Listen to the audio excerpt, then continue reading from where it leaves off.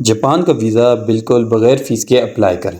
तो कैसे अप्लाई करेंगे, आज आपको मैं ये स्टेप बाय स्टेप आपको गाइड करूँगा और आपको ये भी बताऊँगा कि कौन कौन से डॉक्यूमेंट्स रिक्वायर। इसका सारा प्रोसीजर आपको बताऊँगा स्टेप बाय स्टेप। जैसा कि आपको मालूम है, पहले वीज़ा अप्लाई करने के लिए आपको जापान की एम्बेसी में जाना पड़ता था। तो अब वो उस तरह नहीं है, उसका तरीक़ाकार जो है जापान ने वो चेंज कर दिया है। इस पे हम बात करेंगे और कौन कौन से डॉक्यूमेंट्स बहुत ज़रूरी हैं आपको वीज़ा लेने के लिए और किन मिस्टेक से आपको बचना है, इस बारे में आपसे आज इस वीडियो में हम बात करेंगे। जैसा कि आपको मालूम है, पहले वीज़ा अप्लाई करने के लिए जापान एम्बेसी में जाना पड़ता था और वहाँ पे पहले 100 बंदों को जो है वो वीज़ा इंटरव्यू के लिए बुलाया जाता था और काफ़ी मुश्किलात का सामना होता था। और वहाँ पे रश बढ़ जाने से जो वहाँ की एम्बेसी है, उन्होंने वो तरीक़ाकार जो पुराना था वो ख़त्म कर दिया है। अब उन्होंने एक नया जो तरीक़ाकार, जैसा कि शेंजन कंट्रीज़ का है, वीएफएस के थ्रू उन्होंने अभी इसको मतलब शुरू कर दिया है। तो पहले भी आपको पता है कि जापान की फ़ी नहीं थी और अब भी जो है वो फ़ी तो नहीं है, लेकिन वीएफएस जो है वो आपसे जो है $9 जो है वो चार्ज करेगा। आपका जो केस है वो सबमिट करने के लिए आगे एम्बेसी को वीएफएस जो है वो आपसे $100 जो है वो चार्ज करता है। तो उसका भी आपको पता है कि इलादा से आपको वीएफएस पे अपनी रजिस्ट्रेशन करवानी पड़ती है। तो उसके साथ साथ आप रजिस्ट्रेशन करवाएंगे, उसके बाद आप उसकी फ़ी जमा करवाएंगे, तो वहाँ से आप अपॉइंटमेंट पहले लेंगे। तो आजकल भी अपॉइंटमेंट मिलना थोड़ा मुश्किल है, लेकिन ये है कि आपको वीएफएस पे जो है रजिस्टर होना पड़ेगा और आपको जो है वो साथ साथ चेक करने पड़ेगी कि जैसे ही आपको अपॉइंटमेंट मिलेगी तो वहाँ पे आप अपना जो है फ़ी जमा करवा के अपनी डेट जो है वो फ़िक्स करवा सकते हैं। इंशाल्लाह वो मैं अपनी जो है नेक्स्ट वीडियो में आपको वीएफएस पे रजिस्टर कैसे होना है, आपने अकाउंट अपना रजिस्टर कैसे करवाना है, वो सारा इंशाल्लाह कंप्लीट डिटेल में आपको वहाँ एक वीडियो में वो समझा दूंगा। लेकिन आज जो हम बात करेंगे वो आपको कौन कौन से डॉक्यूमेंट्स चाहिए उनके बारे में हम बात करेंगे। डॉक्यूमेंट्स में सबसे पहले आता है आपका पासपोर्ट। लेकिन ये पासपोर्ट जो है वो 6 मंथ आपका जो है वैलिड होना चाहिए। मतलब इसका ये है कि 6 मंथ उसमें रहने चाहिए एक्सपायर होने में। और नंबर 2 पे है आपका आईडी कार्ड। आपका आईडी कार्ड होना चाहिए। नंबर 3 पे आपका आ जाती हैं जी पिक्चर होंगी 4 वाइट बैकग्राउंड की और 6 मंथ से पुरानी ना हो। फिर यहाँ पे जी जो सबसे ज़्यादा ज़रूरी जो नेसेसरी इसका डॉक्यूमेंट्स है वो है बैंक स्टेटमेंट।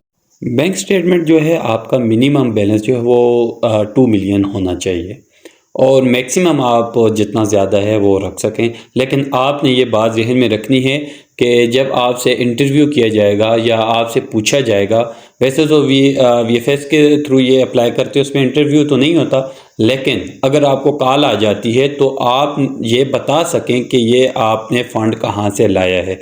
इस बात का आप बहुत ख्याल रखेंगे। बाकियों में तो 3 महीने या 6 महीने की चल जाती है, लेकिन आपसे जापान जो है वो 1 ईयर की मांगता है। उसके साथ साथ आपका एफआरसी हो, फैमिली रजिस्ट्रेशन सर्टिफिकेट हो, और उसके बाद नंबर 6 एमआरसी हो। मतलब अगर आप शादीशुदा हैं तो आपका जो मैरिज रजिस्ट्रेशन सर्टिफिकेट है जो नादरा आपको इशू करेगा वो होना चाहिए। उसके बाद आपकी इनकम जो है सैलरी स्लिप होंगी। अगर आप सैलरी पर्सन हैं तो आपको मतलब आपकी जो सैलरी है वो बैंक में आनी चाहिए। और अगर आप कोई बिज़नेस हैं मैन हैं या बिज़नेस पर्पज़ के लिए जा रहे हैं तो आपका जो है वो एनटीएन नंबर जो है वो होना बड़ा ज़रूरी है। उसके बाद आपका जो है जी कवर लेटर होना चाहिए, जिसमें आपका प्लान होना चाहिए कि आप कितने दिन रहेंगे, कहाँ कहाँ पे जाएंगे और कहाँ पे आपने जो अपना होटल की मतलब बुकिंग करवाई हुई है, कौन सी सिटी में आपने जाना है, वो चीज़ें होंगी। और उसके बाद आपका जो है पुलिस क्लियरेंस, ये बहुत ज़रूरी होता है जी। ये आपसे एयरपोर्ट पे भी अक्सर मांगते हैं। यहाँ तो अगर आपका अगर वीज़ा लग भी जाता है तो उसके बाद ये आपका जो एयरपोर्ट है वहाँ पे आपसे लाजमी मांगते हैं। आपका जी रिटर्न टिकट भी होना चाहिए आपके पास, ठीक है, और होटल रिजर्वेशन भी आप करवाएंगे। ये इसके जो नेसेसरी डॉक्यूमेंट्स हैं ये आपने जो है जी ये आपके पास होने लाजमी हैं। मैंने आपको जो है इसकी डिटेल बता दी है कि ये डॉक्यूमेंट्स आपके पास होंगे तो आप वीज़ा के लिए जाएं। डिटेल से सारे डॉक्यूमेंट्स बताए हैं ताकि आपको वहाँ पे जाके मुश्किलात ना हो। एक तो ये बात होती है। दूसरी बात ये जो मैंने आपको कहा कि आप मुश्किलात से बचें, वीएफएस जो ऑलरेडी हमारे दोस्त हैं जिन्होंने अप्लाई किए वो इस बात को समझते हैं।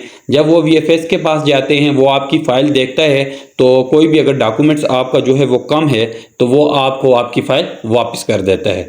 और उससे ये आपका एक तो ये नुकसान कि जो आपने फ़ी वहाँ पे सबमिट करवाई होती है वो भी एक ज़ाया हो जाती है, और दूसरा ये जो आपकी मेहनत है, जो आपका वक्त है, वो भी ज़ाया हो जाता है, और आपको दोबारा जो है वो भेज देते हैं कि आप जाके ये अपने डॉक्यूमेंट्स मुकम्मल करके लाएं।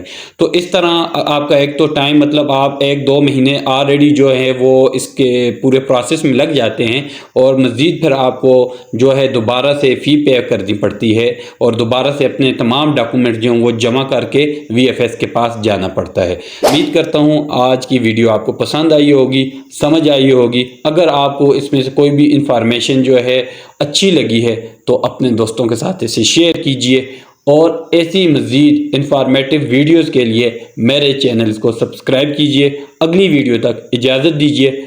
अल्लाह हाफिज़।